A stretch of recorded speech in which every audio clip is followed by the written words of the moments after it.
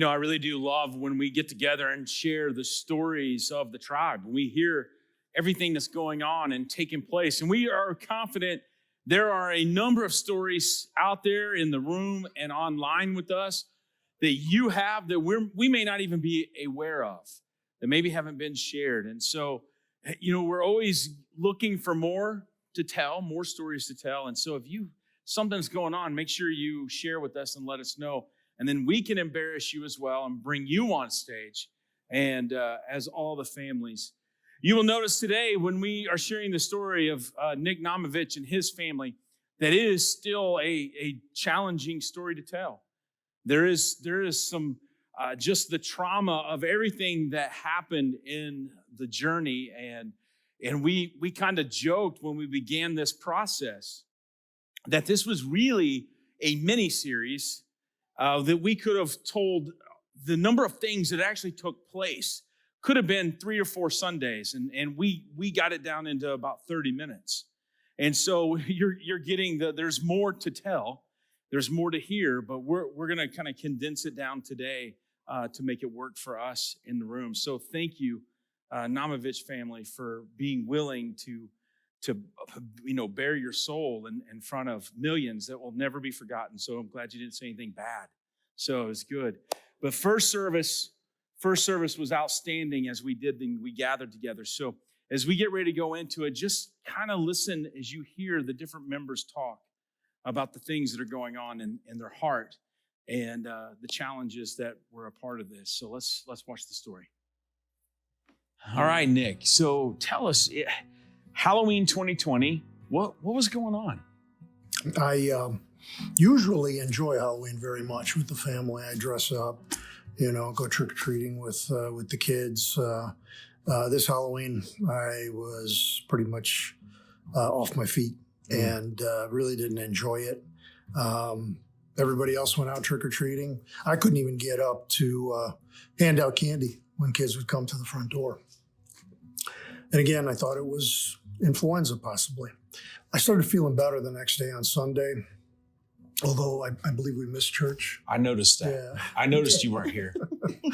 But I felt bad about that. I wrote that in my journal. Then as the week came on and, I had to start working again, I started getting worse again. And Jeanetta called my doctor, and he said maybe I should go get tested. So we drove to St. Mary's, went through the drive-through COVID testing. Right. And, did the quick swab, and they were all dressed up in their, like NASA spacesuits. Right. But anyway, they told us it was going to take, 24 or 48 hours to get the results back. I didn't make it until then. That night, I went downhill and hit bottom.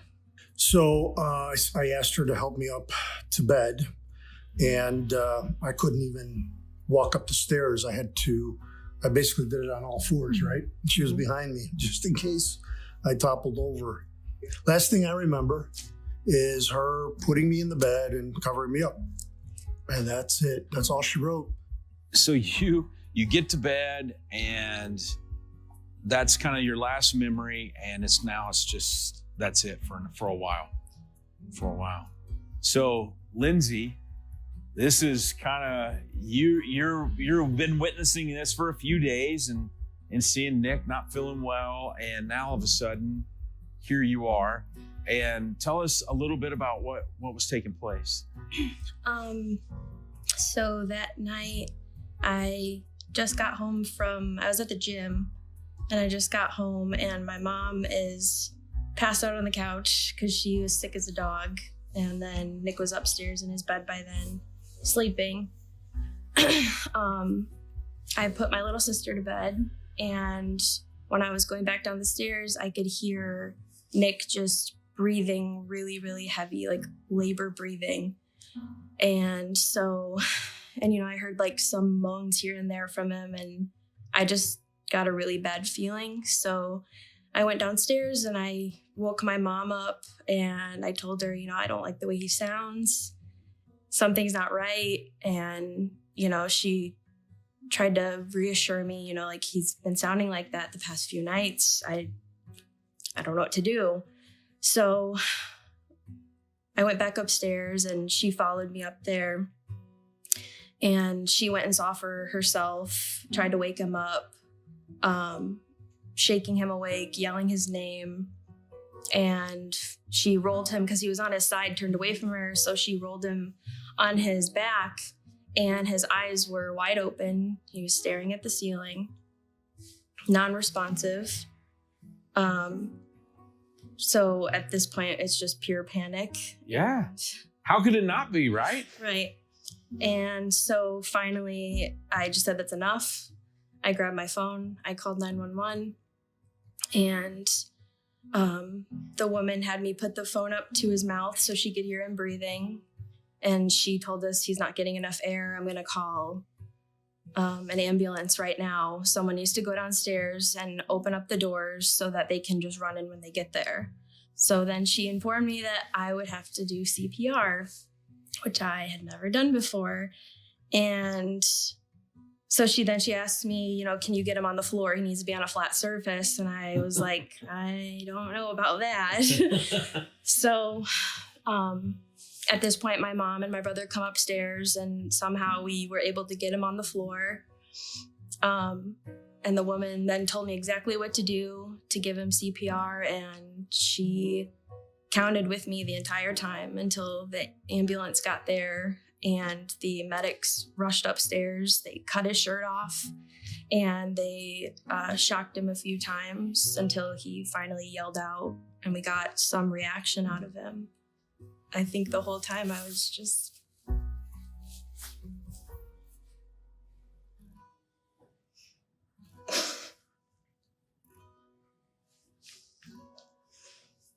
I think the whole time I was just like, please God, don't let him die. He can't, this isn't real. I kept thinking I was going to wake up. It was like a bad dream, And I'm like, this isn't happening. But I did what I had to do to try to help him stay alive, And you did great. Okay, so the ambulance, Lindsay, you've done this incredible job. 911. MIHAILO, tell me, what were you thinking when you got the call from Jeanetta? Well, I was sleeping and I got woken up by my wife who already answered the phone. I didn't even hear the phone ring. My wife wakes me up and I said, what's going on? And she's like, your dad isn't breathing and they called 911. You need to get over there. And I just went from a split second from shock to go. And I literally just hopped out of bed, grabbed my keys, grabbed a jacket and ran out the door. And I got in the car, driving like a crazy person down the road, of course. But that's not unusual though, right? This was a little worse than usual. Okay, a little worse than usual. A little worse than usual. Okay. The whole time I'm just thinking what's going on over there, and I'm started to pray and just never prayed harder in my life. I didn't really pray too much before, but I remember praying the whole time, talking to God, please help my father. This isn't happening right now. This shouldn't be happening right now. He's strong, my strong, healthy dad. This can't be. This can't be what's going on. I can't imagine. So, Jeanetta, here we are.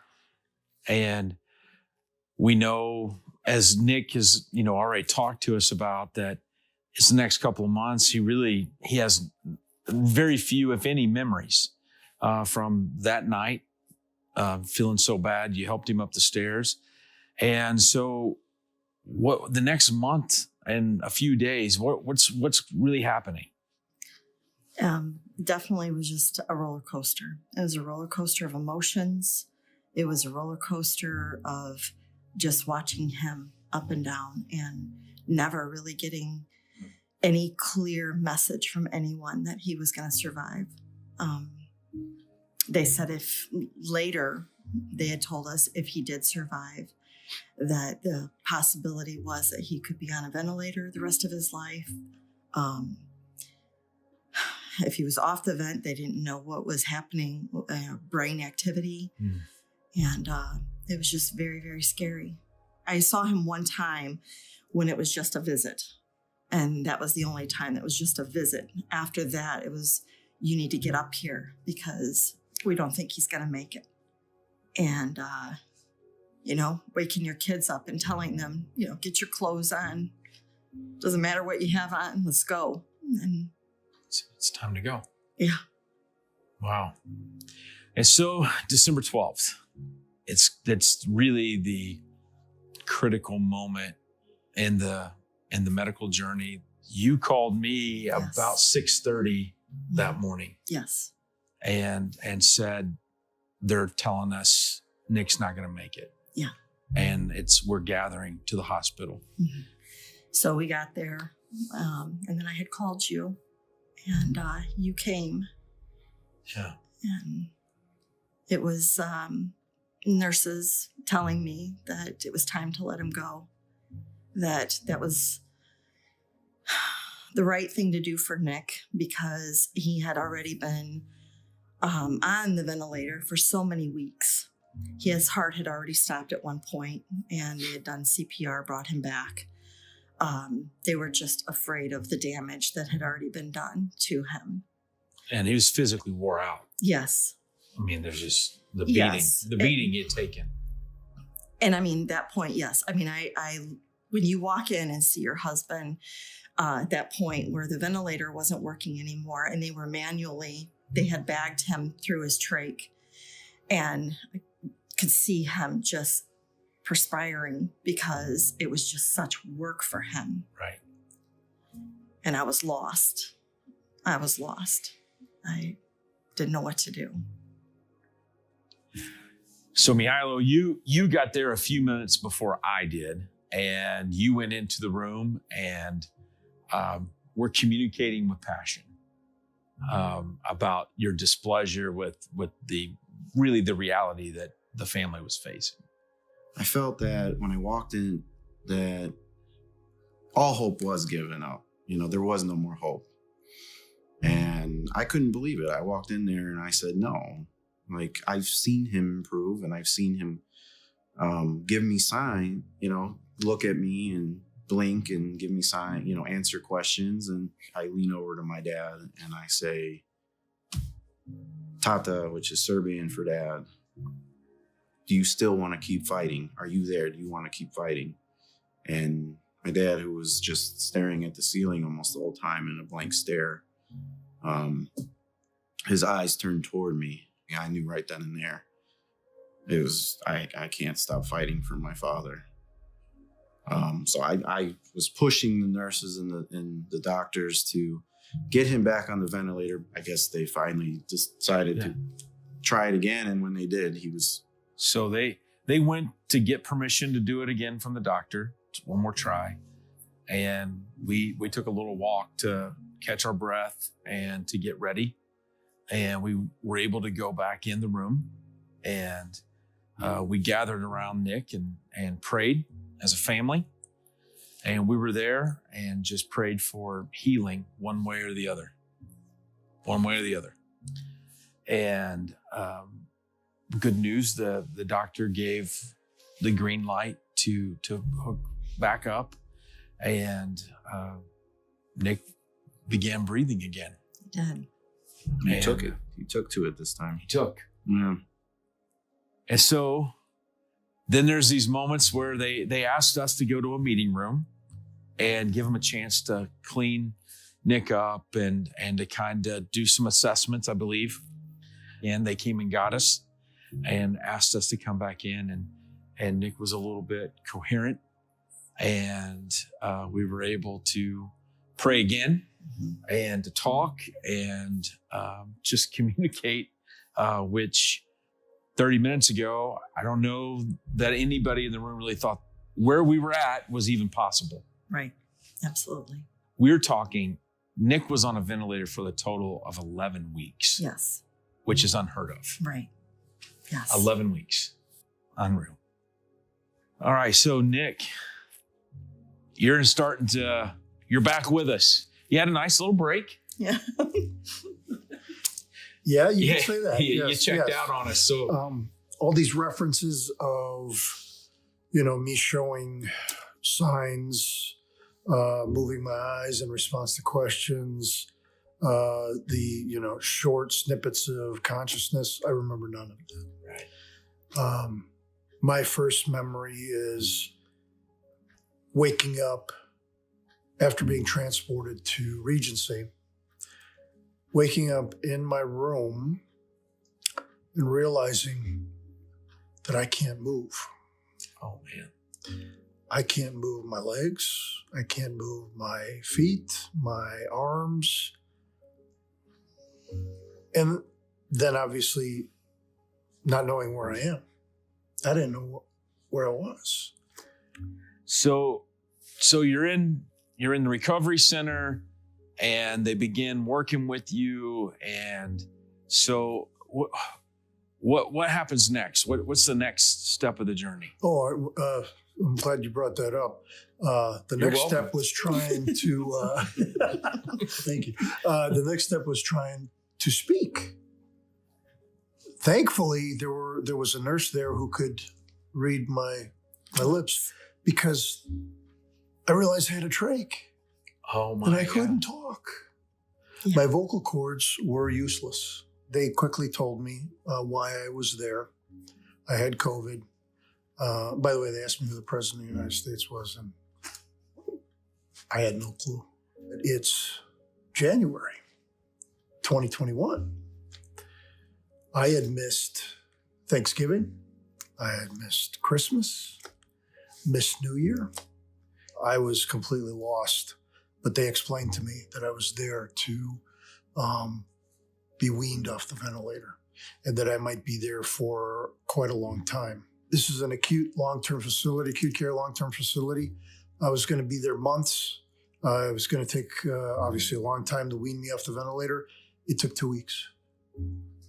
2 weeks I was off the ventilator, wasn't I? Yes. That's a miracle in itself. By the way, I woke up and they were giving me dialysis. My kidneys had failed. And they told my wife that I was going to probably need dialysis for the rest of my life. Right. About the same time that I no longer needed the ventilator, I no longer needed dialysis. My lungs started to heal. My kidneys healed. It was incredible. So, but part of this is they're preparing you to not work again. Right. Life is going to be completely abnormal from what you've experienced, and they're trying to prepare you Right. for a much different future. Yes. Okay. But God had other plans. I want to read this letter that we got from Dr. Safadi, from your cardiologist at your time. And I just want to read this letter because it's pretty amazing.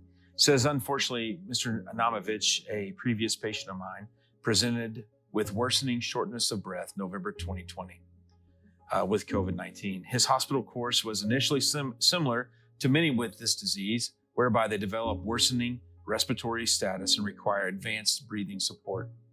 However, he was among the patients that thereafter continued to decline with multi-organ failure. He was not only breathing life support, but also on kidney support with dialysis. In addition, he developed cardiac arrest and bleeding in his intestines. In terms of sickness, this was as bad as it gets. In fact, I recall having several conversations with the family and telling them to say their goodbyes, because the likelihood of him making it was extremely low. In my mind, I thought he was going to pass away any day at this point. This is not only an amazing lesson for the patient and his family, but also for the healthcare team that spent countless hours supporting and treating him. Prayers, support, and love with a touch of medicine are the key ingredients that led to his ultimate cure. His example really exemplified this more than anything for me. I was so amazed to see him in my office after being discharged, initially very weak, but then slowly getting back to a normal life. Life is precious, and Mr. NAUMOVIC has now got a second chance to live it. His story and fight against COVID-19 will go down as one of the most miraculous ones, St. Mary Medical Center, and I am proud to be a part of it. All we can say is wow. Miraculous is the word. It was a miracle. Praise God. Yes. Before this all happened, I would blame God when tragic things would happen in my life. And when this happened, instead of doing that, I chose to cling to him and to keep my faith. And some days that wasn't so easy. I would, scream and cry. And when I was all alone, driving in my car, I'd scream at the top of my lungs while listening to whatever song I had on the radio and also praising him at the same time. But I always felt him say, just give it all to me. I've got you. I've got this. And ever since that moment, I have felt him say to me, through every hardship I've had, I've got you. Just give it all to me. And so what I'm thankful for is for my family and Jesus for letting me keep Nick here with us. Witnessing this miracle has helped cement my faith, and I'm just thankful for that experience of finally maturing a little bit more and realizing that this is life. This all in his hands. This whole situation has impacted my life in so many ways. There's been many ups and downs, but through it all, I never really lost faith in God. He showed us many signs that Nick was going to be okay, and I really believed in that. I even had many overwhelming feelings that could only be from God to tell me that it was going to be okay. I am thankful for family. This has been one of the most difficult things I've had to deal with, but I know that God's presence is here and he'll take care of us and our lives are in his hands. And I'm thankful that I get to spend time with my family and that they're all here. Before all this started, I really struggled with the idea of faith, as I think a lot of young people do. And when all this happened with my stepdad, I feel as if a lot of people would get mad at God for what happened. But I feel like it actually was opposite, and it really brought me closer to God with a lot of things that happened. And I'm just really thankful that as a family, we've grown a lot closer and learned a lot more from God. I'm just so thankful for my dad to be here today. I don't know what I would do without him. So a lot of people could say that, you're on the other side, your husband survived. And so it's easy to tell the story now. But I have experienced loss. I lost my sister 11 years ago to breast cancer. And we prayed daily. We prayed weekly. We prayed monthly. And she went to heaven. And even though she was not healed here in this world, he took her home and she no longer suffers. And I will continue no matter what happens in my life. And I know this because I've had loss and I've also got to experience a miracle, that I will keep praising his name until I take my last breath. You're at home, you've gone through, you're rehabbing and doing all that. And life is every day getting closer to being normal. And what does that look like for you? Yeah, initially, it was rough being home. I had some post-hospital medical issues that had happened, but we got through them. Yeah. Thank God. And I had initially in-home physical therapy, then I progressed to outpatient physical therapy, which I'm still in the process of doing. But I went from the wheelchair to a walker to using a cane. And then approximately around the time that I was baptized with our 9-year-old daughter here at the church, You were the one who baptized me. Right. I started to walk unassisted. And subsequently, right after that following week, I went back to work. And everybody was expecting me to go on to long-term disability. That was May. And then into the summer, I started running on the treadmill and started lifting weights. And put on about, I mentioned I lost 65 pounds. I put on probably 40 since then. Of muscle. Muscle, absolutely. Muscle. Absolutely. You look jacked. Thank you. It's just one miracle after another. It's amazing. So if you could tell me Yes. in one sentence, what are you thankful for? I'm thankful for the Lord choosing me to be one of his children. I'm thankful for my family, the love of my family, their support. I'm thankful for this church, for all of you. I'm sorry. I know you asked for one thing, but I'm just so thankful for so many things. I can't just pick one thing. Well, I really knew that you weren't going to be able to do that. So I was okay with the paragraph. Thank you. Thank you. Thank you for sharing your story with us. Yeah.